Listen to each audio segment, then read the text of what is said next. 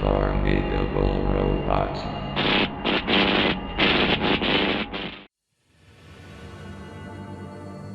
Sometime during February of 2002, what people originally thought was the 34th episode of the cartoon, Ed and Eddy, would be broadcast to viewers under the name, Dreams of the Ed. It was known to a few people who were in contact with Cartoon Network's employees that a writer of the show had a fever at the time of writing the episode. They will remain anonymous.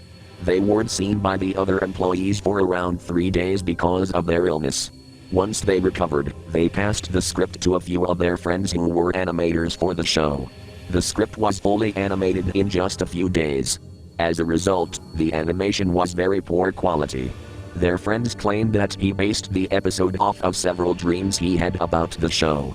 As for how the animation got out, it was theorized that an employee had seen the animation, and thinking it was actually episode 34, broadcast it on live TV. The following is a combination of accounts taken from viewers who witnessed the episode. The episode began with Double D sleeping in what appeared to be an actual bedroom in the middle of the night, repeatedly tossing and turning as if he was having a nightmare. A thermometer was noticeable on the nightstand next to the bed he laid in. The screen slowly grew dark as a foreboding ambience grew apparent, leading us to our first scene. The first scene is of Eddy walking through the cul-de-sac with Ed, with Double D noticeably missing. Eddy looked downright pissed off, his eyes red around the iris and his teeth clenched, while Ed looked like he had come back from a funeral, tears welling up in his eyes. The screen cuts to Kevin riding his bike towards the two.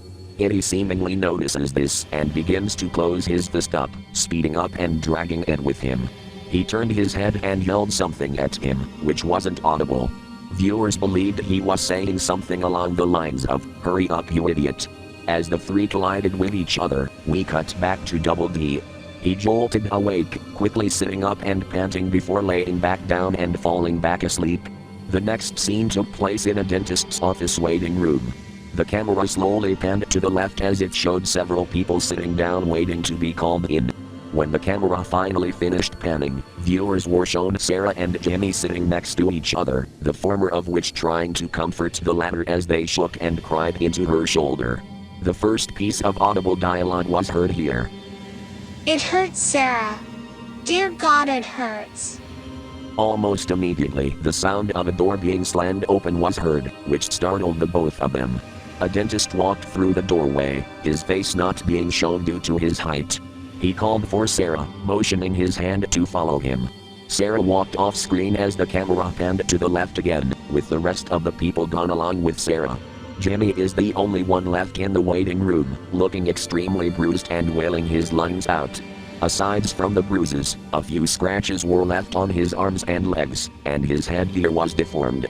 Viewers theorized that he got into a tricycle accident. The screen faded to black, and it cut to commercials for the next 5 minutes. We cut back to Double D waking back up from what we saw previously, this time getting out of bed and staring down at the floor. Bags covered the underside of his eyelids.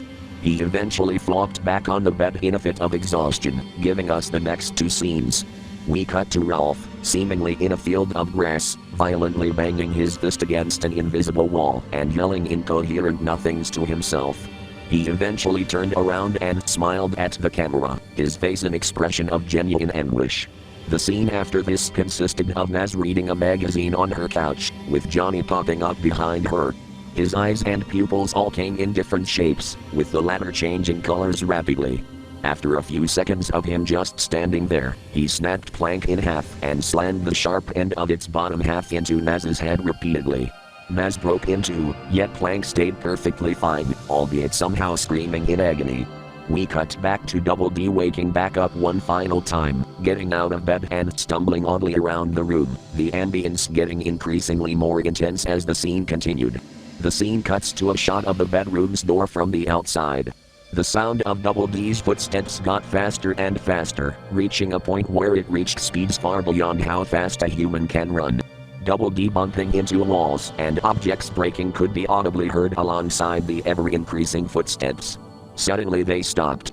Double D opened the door and felt his forehead, realizing his fever was gone. He yawned, before the sound of him collapsing on the floor to rest rang out. The episode soon cuts back to the cul-de-sac, the sunrise noticeable through the lighting, the characters missing, leaving only the backgrounds.